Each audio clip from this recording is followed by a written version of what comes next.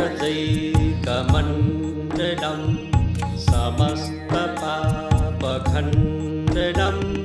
स्वभक्तचित्तरञ्जनं सदैव नन्दनन्दनं सुपीच्छगुच्छमस्तकं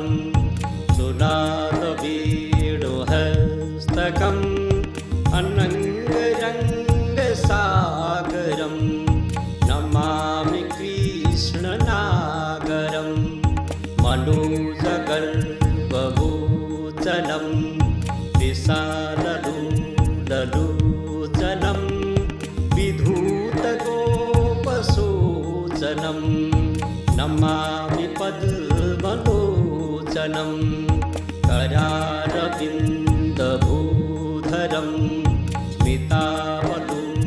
स्मितावलोकसुन्दरं महेन्द्रमानदारणं नमामि कृष्णवारणं कदम्बसूनकुण्डलं सुचारुगण्डमण्डलं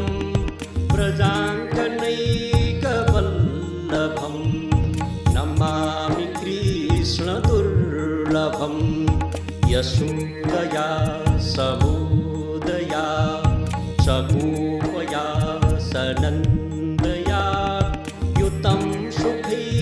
सुखैकदायकं नमामि गोपनायकं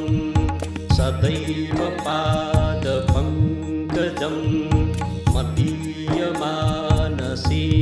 निजं दधानमूतमालकं नमामि नन्दबालकं समस्तदोषशोषणं समस्तलोकभूषणं समस्तगोपमानसं नमामि नन्दलालसं भुवोभरावतारकं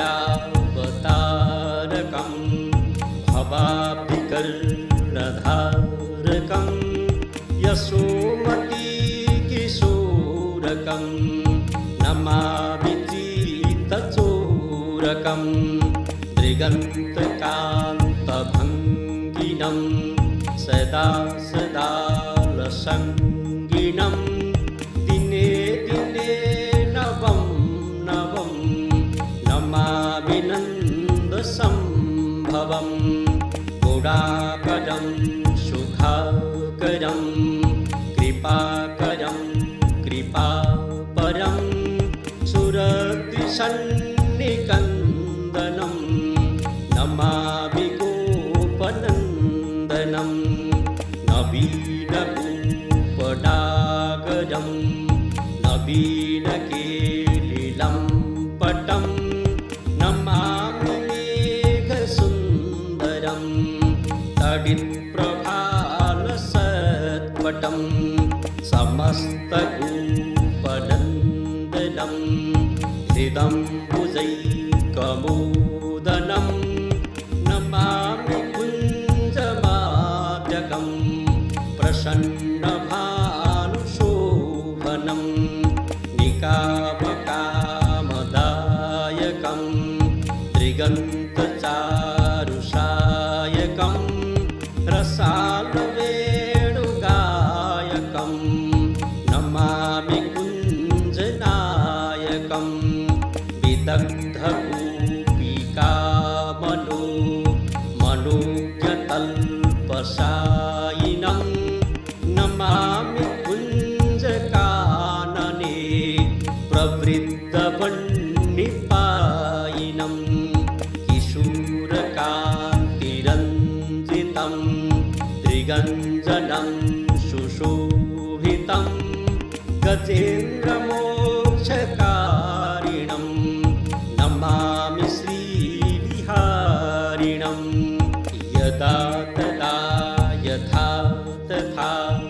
तथैव कृष्णसत्कथा मया सदैव गीयतां तथा कृपा विधीयतां प्रमाणिकाष्टकद्वयं